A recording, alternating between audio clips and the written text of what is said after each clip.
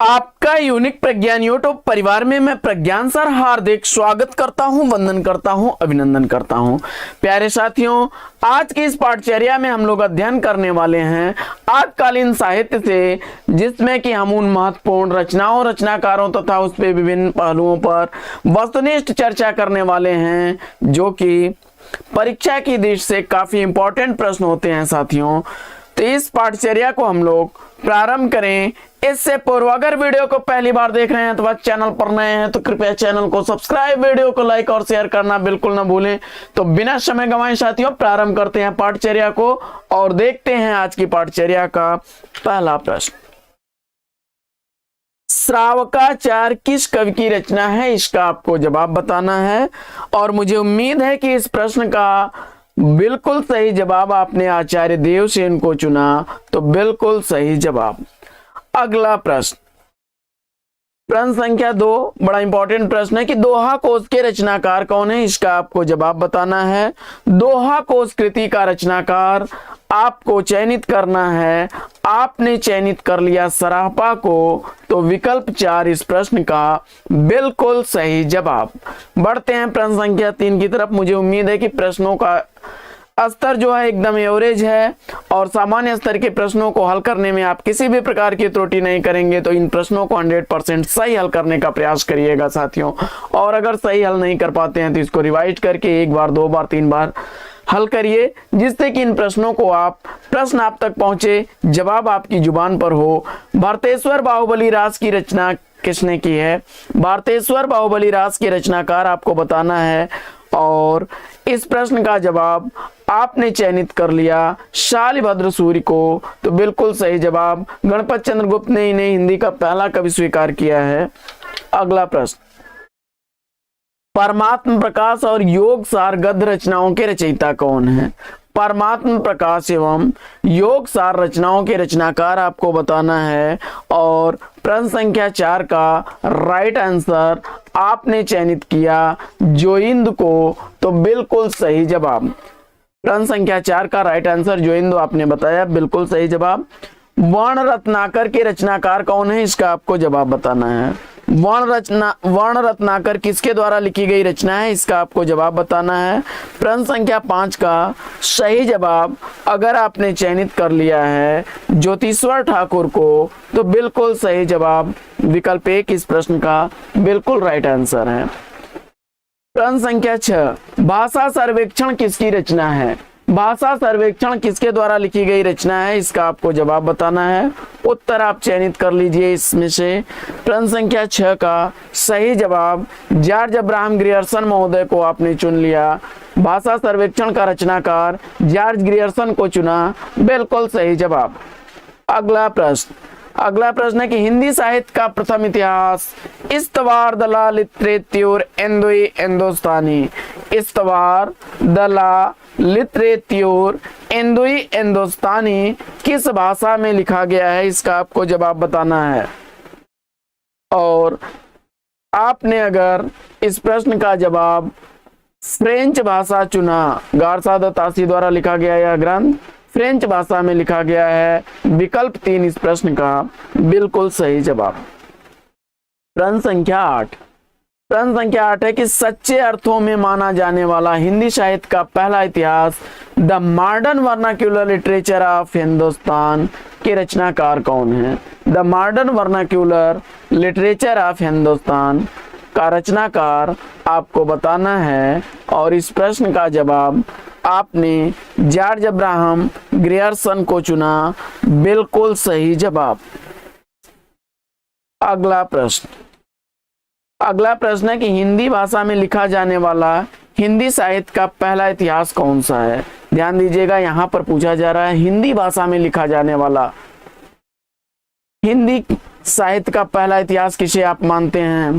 तो और इस प्रश्न का जवाब इसमें आपने चयनित कर लिया शिव सिंह सेंगर द्वारा लिखे गए शिव सिंह सरोज को, विकल्प 1 बिल्कुल सही जवाब। अगला प्रश्न संख्या 10, उत्तर अपभ्रंश को पुरानी हिंदी कहने वाले पहले विद्वान कौन हैं? उत्तर अपभ्रंश को पुरानी हिंदी कहने वाले विद्वान कौन है, इसका आपको जवाब बताना है। प्रश्न संख्या 10 का राइट आंसर आपने चुना होगा किसको, चंद शर्मा गुलेरी जी को। तो बिल्कुल सही जवाब विकल्प 4 इस प्रश्न का बिल्कुल सही जवाब। अगला प्रश्न संख्या 11 है कि सराफा को हिंदी का पहला कवि किसने माना है। सराफा को हिंदी का पहला कवि मानने वाले विद्वान कौन है, इसका आपको जवाब बताना है। प्रश्न संख्या 11 का सही जवाब आपने चुन लिया राहुल शांकृत्यायन जी को। बिल्कुल सही जवाब विकल्प 2 इस प्रश्न का बिल्कुल सही उत्तर। अगला प्रश्न संख्या 12, उक्त व्यक्ति प्रकरण ग्रंथ के रचनाकार कौन है। उक्त व्यक्ति प्रकरण ग्रंथ किसके द्वारा लिखा गया है, इसका आपको उत्तर बताना है। सारे ही प्रश्न एवरेज स्तर के हैं और मुझे उम्मीद है कि इन प्रश्नों को हल करने में आप किसी प्रकार की त्रुटि नहीं कर रहे होंगे। उक्त व्यक्ति प्रकरण का रचनाकार आपने दामोदर शर्मा को चुना है। बिल्कुल सही जवाब विकल्प 3 इस प्रश्न का बिल्कुल राइट आंसर है। अगला प्रश्न अपभ्रंश व्याकरण के रचयिता कौन है। अपभ्रंश व्याकरण का रचनाकार आपको बताना है। अपभ्रंश व्याकरण के रचनाकार कौन है। प्रश्न संख्या 13 का राइट आंसर आपने अगर चुना विकल्प 1 हेमचंद्र को। बिल्कुल सही जवाब। अगला प्रश्न है कि मिश्र बंधुओं द्वारा विरचित मिश्र बंधु विनोद को कितने भागों में विभाजित किया गया है। मिश्र बंधुओं द्वारा रचित मिश्र बंधु विनोद को कितने भागों में विभाजित किया गया है। प्रश्न संख्या 14 का राइट आंसर क्या होगा और इस प्रश्न का जवाब आपने चयनित कर लिया। प्रश्न संख्या 14 का सही जवाब 3 भाग। तो बिल्कुल सही जवाब विकल्प 4 इसका राइट आंसर हो जाएगा। अगला प्रश्न है कि वीर गाथा काल को संधि काल एवं चारण काल की संज्ञा किसने दी है। वीर गाथा काल को संधि काल एवं चारण काल की संज्ञा किसने दी है, इसका आपको जवाब बताना है। प्रश्न संख्या 15 का राइट आंसर आपको बताना है और इस प्रश्न का जवाब आपने विकल्प 3 राम कुमार वर्मा को चुना। तो बिल्कुल सही जवाब। अगला प्रश्न संख्या 16 है कि आशक कवि की रचना इसमें से आपको बताना है और इस प्रश्न का जवाब फटाफट चयनित करिए। आपने चंदनवाला रास को चुना। चंदनवाला रास, तो बिल्कुल सही जवाब। अगला प्रश्न पहुम चरित के रचयिता कौन है। प्रश्न संख्या 17 का राइट आंसर आपको बताना है। पहुम चरित का रचनाकार, पहुम चरित के रचनाकार के रूप में आपने चुन लिया स्वयंभू को। विकल्प 4 इस प्रश्न का बिल्कुल सही जवाब। अगला प्रश्न संख्या 18 बताना है आपको। प्रश्न संख्या 18 का उत्तर चयनित करिए। प्रश्न संख्या 18 में शब्दानुशासन के रचनाकार कौन है। इसमें से शब्दानुशासन का रचनाकार आपको बताना है और आपने हेमचंद्र जवाब चुना। बिल्कुल सही जवाब। अगला प्रश्न संख्या 19 पर बढ़िए। प्रश्न संख्या 19 फटाफट उत्तर बताइए। पाहुण दोहा की रचना किसने की। पाहुण दोहा का रचनाकार कौन है। प्रश्न संख्या 19 का सही जवाब आपने चुन लिया राम सिंह को। बिल्कुल सही जवाब राम सिंह उत्तर देकर के इस प्रश्न का बिल्कुल सही जवाब दिया है आपने। अगला प्रश्न है कि प्राकृत पैंगलम किस कवि की रचना है। प्राकृत पैंगलम के रचनाकार आपको बताना है। प्रश्न संख्या 20 का राइट आंसर किसको आपने चुना, लक्ष्मीधर को। बिल्कुल सही जवाब विकल्प 1 लक्ष्मीधर, बिल्कुल सही जवाब। अगला प्रश्न है कि णय कुमार चरियु के रचनाकार कौन है। णय कुमार चरियु किसके द्वारा लिखा गया ग्रंथ है। प्रश्न संख्या 21 का सही जवाब आपको बताना है। प्रश्न संख्या 21 का सही जवाब क्या होगा। इस प्रश्न का जवाब आपने विकल्प 2 पुष्पदंत को चुना। बिल्कुल सही जवाब पुष्पदंत। अगला प्रश्न जय मयंक जस चंद्रिका के रचयिता कौन है। जय मयंक जस चंद्रिका किसके द्वारा लिखी गई रचना है, इसका आपको जवाब बताना है। प्रश्न संख्या 22 जय मयंक जस चंद्रिका का रचनाकार आपको बताना है। जय मयंक जस चंद्रिका आपने मधुकर कवि की बताई। बिल्कुल सही जवाब विकल्प 4। अगला प्रश्न है कि उपदेश रसायन के रचनाकार कौन है। उपदेश रसायन किसके द्वारा लिखी गई रचना है, इसका आपको उत्तर बताना है। प्रश्न संख्या 23 में उपदेश रसायन का रचनाकार अगर आपने चयनित कर लिया किसको, जिनदत्त सूरि को। बिल्कुल सही जवाब। उपदेश रसायन के रचनाकार जिनदत्त सूरि हैं। अगला प्रश्न अगला प्रश्न है कि कुमारपाल प्रतिबोध के रचनाकार बताना है। कुमारपाल प्रतिबोध का रचनाकार आपको बताना है। प्रश्न संख्या 24 का राइट आंसर क्या बनेगा? कुमारपाल प्रतिबोध किसके द्वारा लिखी गई रचना है? और इस प्रश्न का जवाब आपने सोम प्रभु सूर्य को चुना। सोम प्रभु सूर्य, विकल्प 3 बिल्कुल सही जवाब। प्रश्न संख्या 25 की तरफ बढ़ते हैं। प्रश्न संख्या 25 में आदिकाल को आदिकाल नाम किसने दिया है, यानी आदिकाल का नामकरण आदिकाल करने वाले कौन हैं? तो इसमें से प्रसिद्ध आलोचक साहित्यकार के रूप में आपने अगर चयनित कर लिया है, आदिकाल को आदिकाल नाम देने का श्रेय किसको जा रहा है? हजारी प्रसाद द्विवेदी। तो बिल्कुल सही जवाब। रामचंद्र शुक्ल जी ने वीर गाथा काल कहा है, वीर गाथा काल कहा है। अगला प्रश्न, आदिकाल को वीर गाथा काल की संज्ञा किसने दी? आदिकाल को वीर गाथा काल किस आलोचक ने कहा है, इसका आपको जवाब बताना है। और प्रश्न संख्या 26 का राइट आंसर आचार्य रामचंद्र शुक्ल चुन करके बिल्कुल सही जवाब आपने दिया है। वहीं से प्रश्न आगे बढ़ जा रहा है कि आदिकाल को सिद्ध सामंत काल की संज्ञा किसने दी? आदिकाल को सिद्ध सामंत काल नाम से अभिहित करने वाले आलोचक कौन है? आदिकाल को सिद्ध सामंत काल किसने कहा है? उत्तर चयनित करिए। प्रश्न संख्या 27 का राइट आंसर क्या बनेगा? महावीर प्रसाद द्विवेदी, आचार्य शुक्ल और रामकुमार वर्मा। तो ऐसे ही कैंसिल कर दीजिए। राहुल सांकृत्यायन जी को उत्तर में चुन करके आपने बिल्कुल सही जवाब दिया है। आगे है कि महावीर प्रसाद द्विवेदी ने आदिकाल को क्या कहा है? महावीर प्रसाद द्विवेदी के अनुसार आदिकाल को क्या नाम दिया गया, इसका आप जवाब बताइए। और आपने इस प्रश्न का जवाब आपने बीज वपन काल चुन करके बिल्कुल सही जवाब दिया। महावीर प्रसाद द्विवेदी जी ने बीज वपन काल की संज्ञा दी थी आदिकाल को। प्रश्न संख्या 29, पश्चिमी हिंदी का विकास किस अपभ्रंश से माना जाता है, इसका आपको जवाब बताना है। पश्चिमी हिंदी का विकास किस अपभ्रंश से माना जाता है? प्रश्न संख्या 29 का राइट आंसर आपने अगर चयनित कर लिया है सौरसेनी अपभ्रंश। सौरसेनी अपभ्रंश बिल्कुल सही जवाब, विकल्प 3। अगला प्रश्न, बघेली बोली का संबंध किस उपभाषा से है? हिंदी के किस उपभाषा की बोली है बघेली? तो जवाब बताइए। प्रश्न संख्या 30 में राइट आंसर अगर आपने पूर्वी हिंदी चुना तो अवधी, बघेली, छत्तीसगढ़ी ये तीनों पूर्वी हिंदी की उपबोलियां हैं। अगला प्रश्न है कि पूर्वी हिंदी का उद्भव किस अपभ्रंश से माना जाता है? पूर्वी हिंदी का विकास किस अपभ्रंश से होता है, इसका आपको उत्तर बताना है। पूर्वी हिंदी का विकास अर्धमागधी अपभ्रंश से होता है, विकल्प 1 इस प्रश्न का बिल्कुल सही जवाब। अगला प्रश्न है कि खड़ी बोली और कौरवी का संबंध किस उपभाषा से है? खड़ी बोली और कौरवी का संबंध किस उपभाषा से है, इसका आपको जवाब बताना है। प्रश्न संख्या 30 का राइट आंसर क्या बनेगा? प्रश्न संख्या 32 का, तो खड़ी या कौरवी बोली जो है यह किस उपभाषा से निकली है? और जवाब में आपने पश्चिमी हिंदी को चुना, बिल्कुल सही जवाब। अगला प्रश्न है कि अवधी बोली का विकास किस उपभाषा से हुआ है? अवधी, अवधी का विकास किस उपभाषा वर्ग से होता है, इसका आपको जवाब बताना है। आप जानते हैं अवधी बोली जो है यह पूर्वी हिंदी की बोली है। अवधी बोली पूर्वी हिंदी की, अवधी, बघेली, छत्तीसगढ़ी पूर्वी हिंदी की बोलियां हैं। इसके बाद खड़ी बोली का उद्भव किस अपभ्रंश के रूप में हुआ है? खड़ी बोली का उद्भव किस अपभ्रंश से होता है? प्रश्न संख्या 34 का सही जवाब आपने चयनित कर लिया है सौरसेनी का उत्तरी रूप, तो बिल्कुल सही जवाब। अगला प्रश्न है कि हिंदी की कितनी उपभाषाएं हैं? तो हिंदी की उपभाषाओं की संख्या आपने चयनित किया 5, बिल्कुल सही जवाब। अगला प्रश्न है कि हिंदी क्षेत्र में कुल बोलियों की संख्या कितनी है? तो हिंदी में बोलियों की संख्या आपको बताना है। और इस प्रश्न का जवाब, वैसे हिंदी में कुल 18 बोलियां हैं, विकल्प 4 इसका राइट आंसर है। अगला प्रश्न है पश्चिमी हिंदी उपभाषा के अंतर्गत कितनी बोलियां आती हैं? प्रश्न संख्या 37 का राइट आंसर आपने 5 चुना, बिल्कुल सही जवाब। अगला प्रश्न है कि भोजपुरी किस बोली का क्षेत्र है?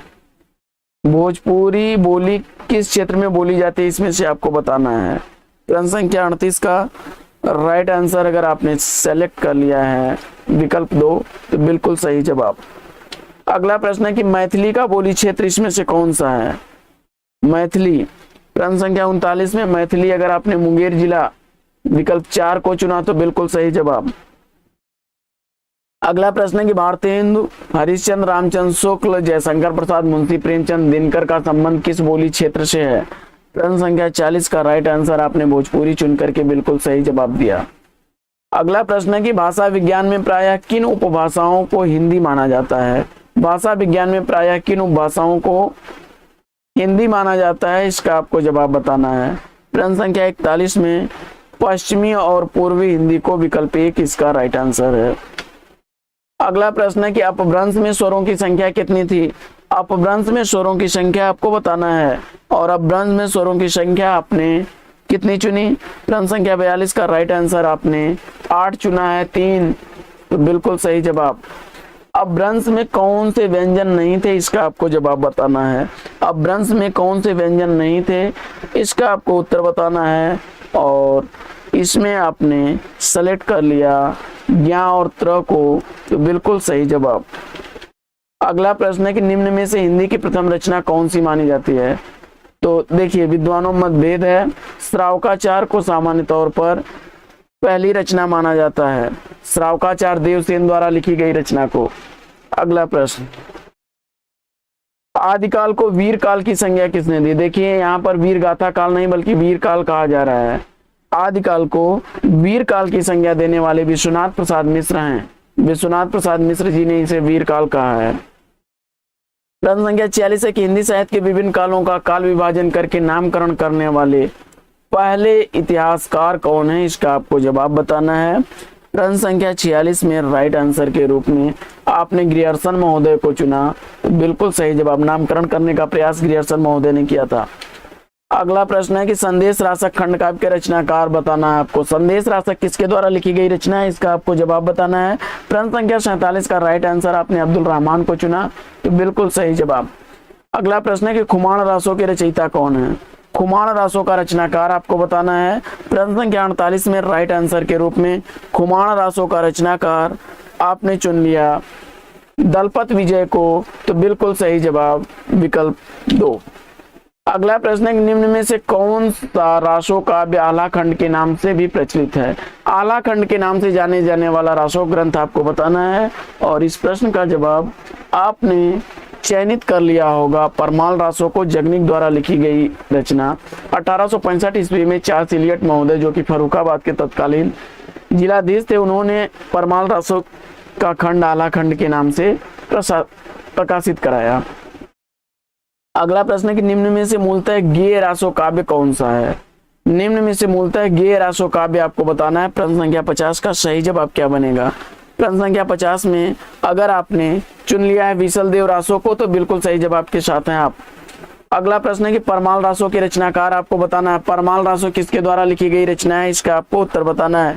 प्रश्न संख्या 51 में राइट आंसर आपने क्या चुना, जगनिक को चुन करके बिल्कुल सही जवाब दिया है। सारे ही प्रश्न सामान्य स्तर के हैं। मुझे उम्मीद है कि इन प्रश्नों को हल करने में आप कोई त्रुटि नहीं कर रहे होंगे। पृथ्वीराज रासो के नागरिक प्रचारणी सभा काशी संस्करण से जो 4 संस्करणों में सबसे बड़ा है, उसके अनुसार खंडों की संख्या कितनी है। प्रश्न संख्या 52 का राइट आंसर आपने 69 अगर आपने सेलेक्ट किया, तो बिल्कुल सही जवाब। अगला प्रश्न है कि पृथ्वीराज रासो को प्रामाणिक मानने वाले विद्वान निम्न में से कौन है। पृथ्वीराज रासो को प्रामाणिक मानने वाले विद्वानों में आपने श्याम सुंदर दास को चुना, तो बिल्कुल सही जवाब। अगला प्रश्न है कि पृथ्वीराज रासो को सर्वथा अप्रामाणिक घोषित करने वाले विद्वान कौन है। पृथ्वीराज रासो को अप्रामाणिक किसने माना है और इस प्रश्न का जवाब आपने रामचंद्र शुक्ल को चुना, तो बिल्कुल सही जवाब। अगला प्रश्न है कि आचार्य शुक्ल के अनुसार हिंदी के पहले महाकवि कौन है। तो आचार्य रामचंद्र शुक्ल ने पृथ्वीराज रासो के रचनाकार चंद्रबरदाई को पहला कवि माना है, विकल्प 2 इसका राइट आंसर है। पहला महाकवि उन्होंने इन्हें माना है। अगला प्रश्न है कि आचार्य शुक्ल के अनुसार हिंदी का प्रथम महाकाव्य कौन सा है। तो चंद्रबरदाई द्वारा लिखा गया पहला महाकाव्य उन्होंने माना है पृथ्वीराज रासो को। अगला प्रश्न संख्या 57 में रणमल छंद काव्य के रचनाकार बताना है आपको। रणमल छंद के रचनाकार आपने श्रीधर को चुना, बिल्कुल सही जवाब। अगला प्रश्न, जयचंद प्रकाश की रचना निम्न में से किसने की है।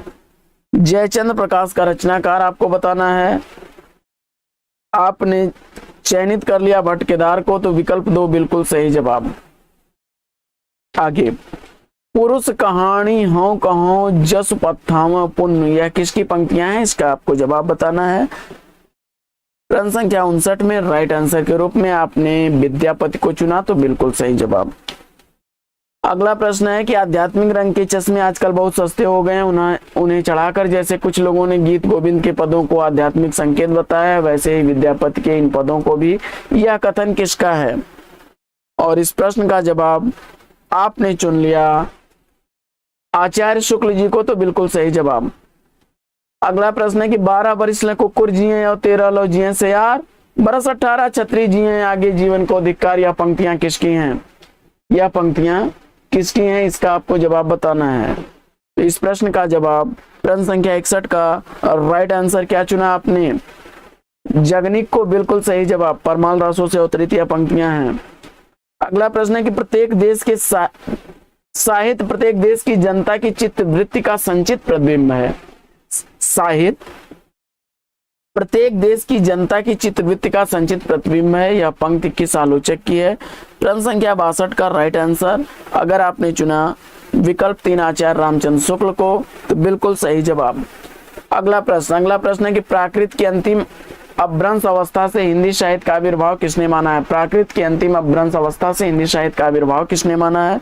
प्रश्न संख्या 63 में राइट आंसर के रूप में आपने आचार्य रामचंद्र शुक्ल को चुना, तो बिल्कुल सही जवाब विकल्प 1। अगला प्रश्न है कि एक नार ने अचरज किया, सांप मार पिंजरे में दिया। यह पंक्तियां किसकी हैं? एक नार ने अचरज किया, सांप मार पिंजरे में दिया। तो इन पंक्तियों का रचनाकार आपने अमीर खुसरो को चुना, तो बिल्कुल सही जवाब। बड़ी चर्चित पंक्ति है कि देसिल बहना सब्जन मिठा, देसिल बहना सब्जन मिठा ते तैसन जपवाओ और हट्टा। यह पंक्ति किसकी है? मुझे उम्मीद है कि इस प्रश्न का बिल्कुल राइट आंसर आपने चुना होगा विद्यापति जी को, विकल्प 4 बिल्कुल सही जवाब।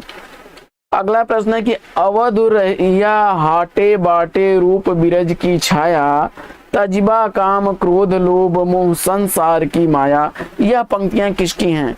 प्रश्न संख्या 66 में राइट आंसर आपको चुनना है और आपने गोरखनाथ को चुन करके बिल्कुल सही उत्तर दिया है। अगला प्रश्न, भला हुआ जुमार या बहिणी हमारा कंत, लज्जे जम तो वयंस यहूं जय भग्गा घरवंत। यह पंक्तियां किस रचनाकार की हैं? इसका आपको जवाब बताना है। और प्रश्न संख्या 67 का राइट आंसर, मुझे उम्मीद है कि आपने हेमचंद्र को चुना होगा, विकल्प 1 बिल्कुल सही जवाब। अगला प्रश्न है कि पुस्तक जल्लड़ हथ दे चल गज्जन नृपकाज। यह पंक्तियां किसकी हैं?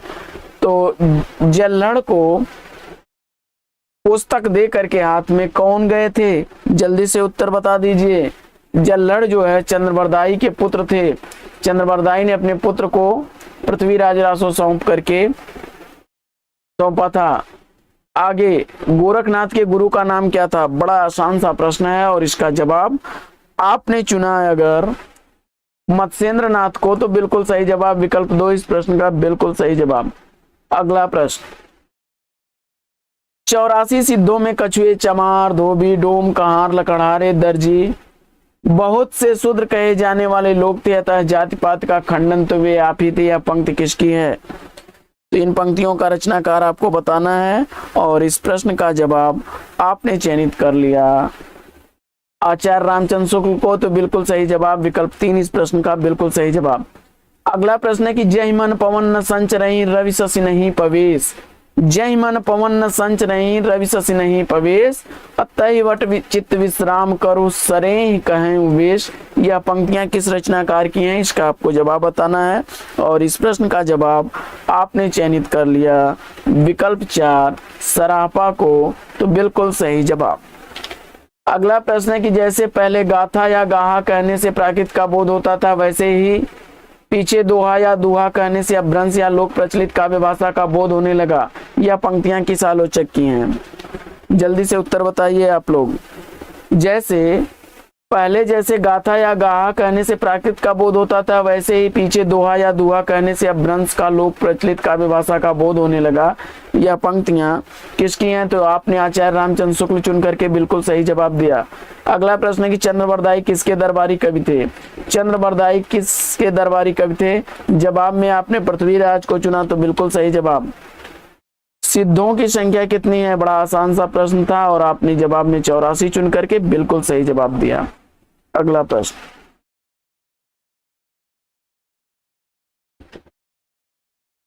तो साथियों आज की इस पाठचर्या में हम लोग लेना चाहेंगे यहीं पर विराम। वीडियो अगर अच्छा लगा हो तो वीडियो को लाइक और शेयर कर दीजिए। चैनल पर पहली बार हैं तो चैनल को सब्सक्राइब कर लीजिए। फिर मिलते हैं आपसे अगले वीडियो में एक नए प्रकरण, एक नए टॉपिक, एक नए अंदाज में। तब तक के लिए लेंगे आपसे विदा।